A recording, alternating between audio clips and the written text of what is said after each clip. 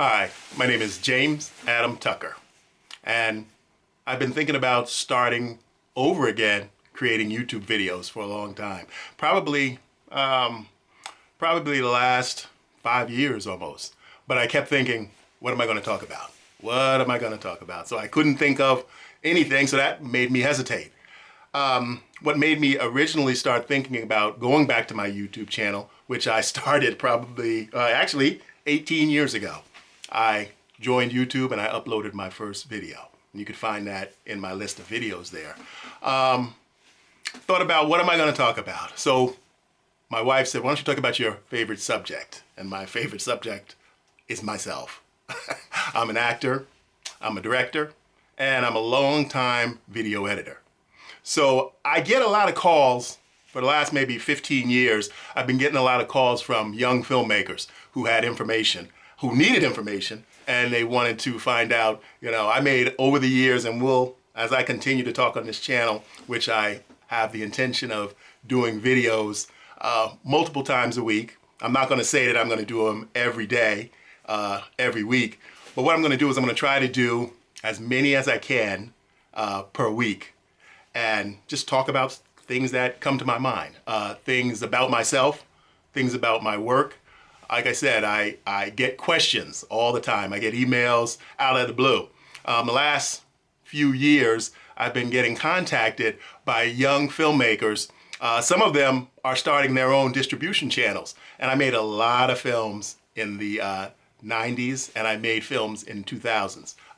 Writing, directing, did a lot of work for hire films. And one thing I was supposed to do, so that I won't ramble on, because as you watch these videos, and if you continue to watch them, you'll notice that this guy talks a lot, and he begins to ramble. So that's a condition of when you get old. You'll notice it too. If you're lucky enough to live long enough and you have stories, you'll start to ramble and tell those stories. So let's see, what is it right now? It is Thursday, the 23rd, and it's 20 after. I'm setting my watch timer here so that I know how long I want to talk. 5, 10, 15. Let's set it for 15 minutes. I don't want to start this first video off going too long because I'll lose any potential audience that I may generate. So again, let me go back to my original story of why I decided to restart my YouTube channel. It sat dormant for many years, and I ended up just using my YouTube channel to show samples of my work, almost like a showcase of some of the videos that I've done. And I took a lot of them down over the years as I progressed in my video production and I moved on with other clients. So I kind of abandoned YouTube. And I've been seeing a lot of people my age. I'm in my 60s, around 61, and I've been seeing a lot of people starting YouTube channels talking about their life experiences, talking about things that they know. And again, I'm going to finally get into it this time, but I'm getting a lot of calls from young filmmakers, some of them starting distribution channels, and they want information about my old films. Some of them want to distribute my films. A lot of my films that were distributed by some major distribution companies, the rights have reverted to me. And so I've been working with a few of them to get some of my old films out. So they're going to be popping up. Some are starting to pop up on Tubi, which surprised me and made me realize that instead of going through a third party, have people contact me and want to set distribution agreements with me for my films, I would go ahead and look into Film Hub and put some of those films up there myself. But that's not really what I want to talk about. Like I said, I have a lot of experience making films. I'm a longtime actor. You can look me up on Google, then you'll find me, my IMDb page. I'm basically a character actor. I'm not a recognizable actor, but I've been working as an actor in union films for over 30 years, character actor, and making independent films for almost that long too. I started really seriously making independent films when my wife and I moved to Los Angeles, and that was at the end of the 80s. We arrived in Los Angeles after we got married, and we started making independent films. Let me grab a little drink of water here. Like I said, I talk a lot. And one thing I want to say, and I'm trying to do, I'm not going to edit. I'm going to make mistakes. I'm going to flub. And I'm just going to let it roll. I'm just going to let it roll. That's one thing I don't like about the modern YouTube style is all the quick splices and edits and, you know, people fixing their mistakes. I'm just going to talk to you guys about what I know. And I hope that I can build an audience.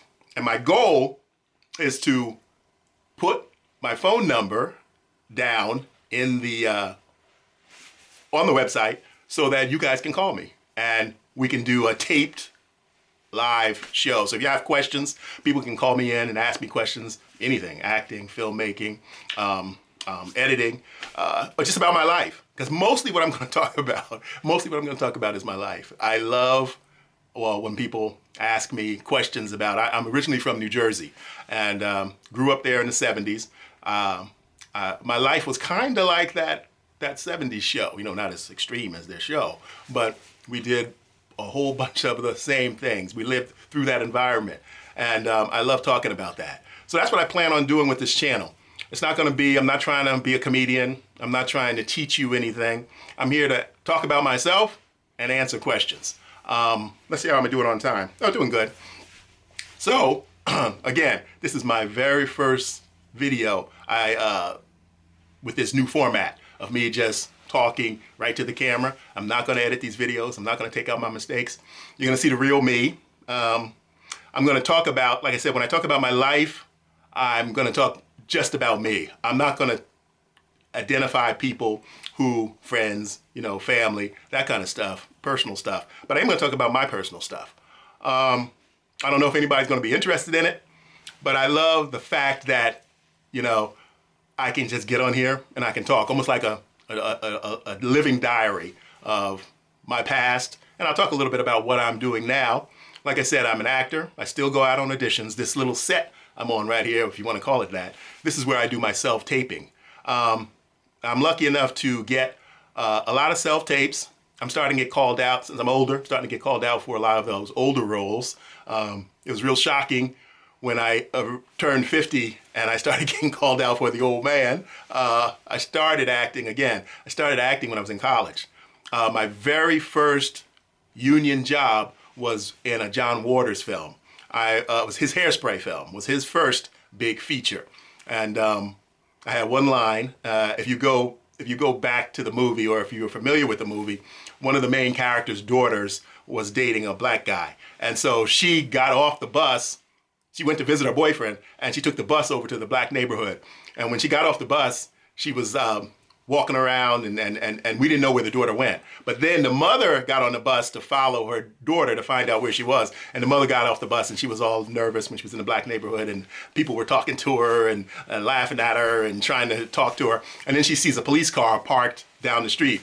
So she goes running off towards the police car. And when she bends down, officer, can you help me? And then my one line, my very first SAG line was, yes, ma'am, can I help you? And that was the joke.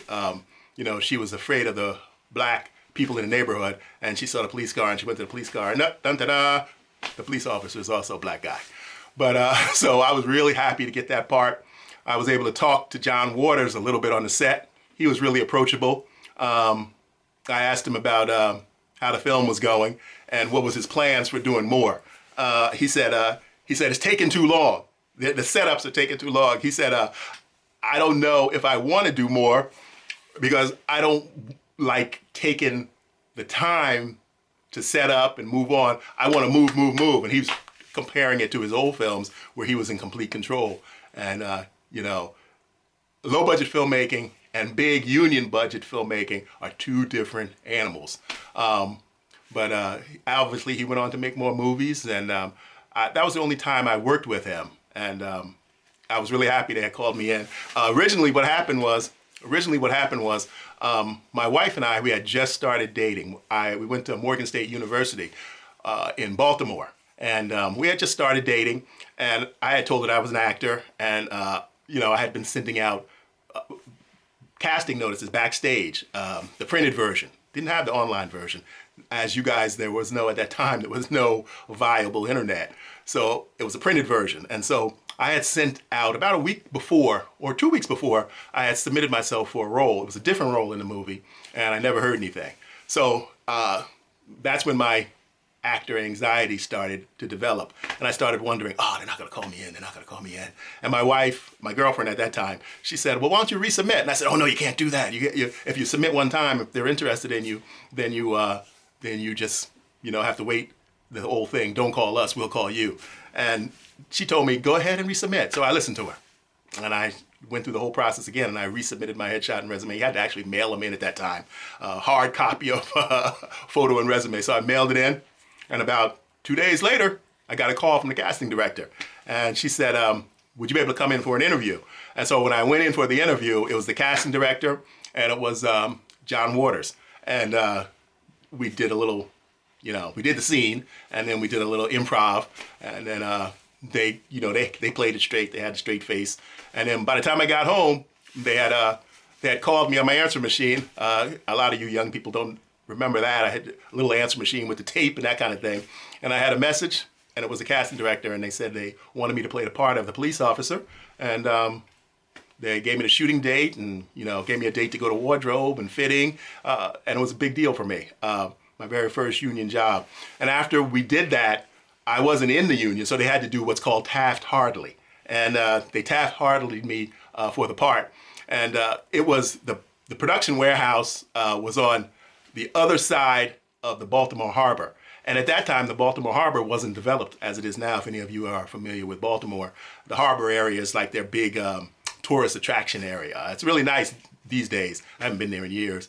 But it was just, old warehouses at that time and empty vacant lots. So that's why they had set up their base camp on the other side of the harbor. So I took the bus from my college down to the harbor as far as the bus line would go. And when I got off the bus, I asked the bus driver, how do I get to this street? He said, oh, we don't have buses that run that far. And so I had to walk probably like 3 or 4 miles through downtown Baltimore. And at that time, Baltimore was always, it is now, and it was back then, it was dangerous. It wasn't as dangerous back then as it is now.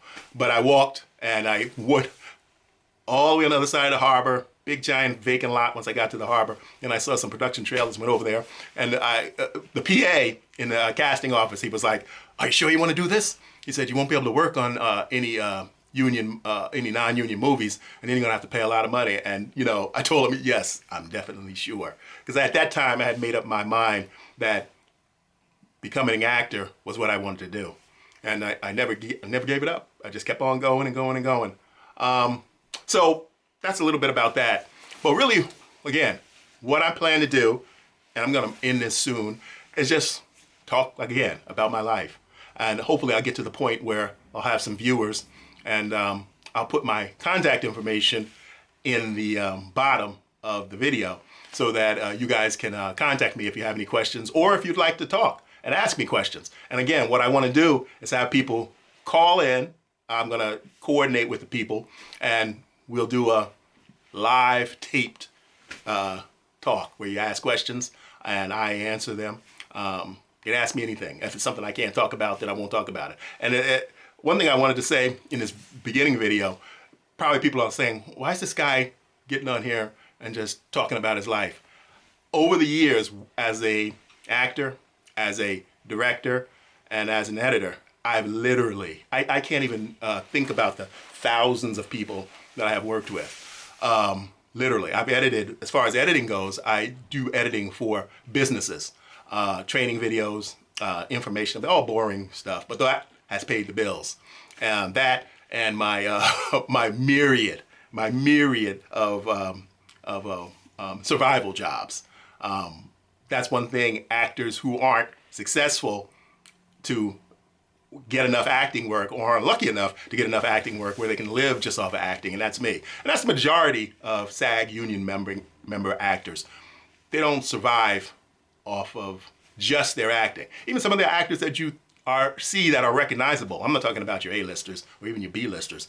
I'm talking about actors who, have been on shows, have been series regulars. A lot of them still have their survival jobs. A lot that I came up with, some are real successful, and as I do more of these videos, I'll talk about some of the actors that I worked with who went on to become successful. Some very successful, started out with me. Some of them have been in my low-budget movies. Again, you can find my low-budget movies. I'm not here really to pitch that stuff, but you can find those all on Google. Do a Google search. I'm all over the internet as far as movies that I've made and things like that. My video editing stuff has mostly been private clients, non-profit companies, businesses, training stuff. I've literally edited thousands of business style videos. So that's how I pay my mortgage, try to keep my head above water. And again, my survival jobs. I've done all kinds of work. I'm going to talk about that. I'm going to talk about how I got into one of my main survival jobs has been the private security business. I got a great story about how I started in private security.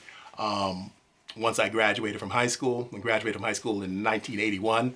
Again, I'm from a small town in New Jersey called Union, New Jersey. And there's a section of Union that's called Vauxhall. I don't know if any of you guys are familiar with that, but that's where I lived. And the day I graduated from high school, I went and got my very first job in the private security business. And the thing about it is, I'm not going to go into detail about it right now in this first video because I don't want this to be too long. I know I'm already running over my allotted time already, but I started out as a private investigator. Believe it or not, I started out as a private investigator right out of high school. And I got some great stories about that. I'm going to talk about that. I'm going to talk about my life, personal side. I'm not going to get into detail with names of people and stuff like that. But I just thought about this, again, in closing, I thought about how can I get on YouTube and start creating more content for my business. Not my business, for my channel. And I thought about, what do I know? What do I know best? What can I talk about nonstop? It's about myself, about the things I've done, the people I've worked with, the projects I've worked on, the writing I've done, the directing, the acting. Again, I'm a long-time character actor, and I look forward to creating more videos with you guys. And my intention is to answer some of your questions live. It'll be taped, obviously. But then also, too, if this works, I want to do some live streaming on YouTube where I answer your questions live, So that's stuff that's down the road. That's stuff I'm thinking about doing. I feel, this is my very first one, and I feel comfortable about it. It's I guess it's freeing. It's cathartic, as they say, when you can let people know about you and just get that information out there. I'm basically a public person. You can look up anything about me on the internet. And so, yeah, if you want to leave comments, I have to figure out how to do that. Again, like I said, I've been on YouTube for 18 years. It's changed a lot in those 18 years. And I realized that was one of my goals for New Year's. And I've been putting it off all this through January. Okay, what are you going to talk about? What are you going to do? You set a goal for yourself that you're going to get back on YouTube. You're going to do some streaming and just going to talk. And so I'm glad I started it today. And again, I'm going to try my best to bring you videos. Some may be short, some may be longer than this, but I'm going to really just talk, talk about myself. Again, my favorite subject. See you in the next one.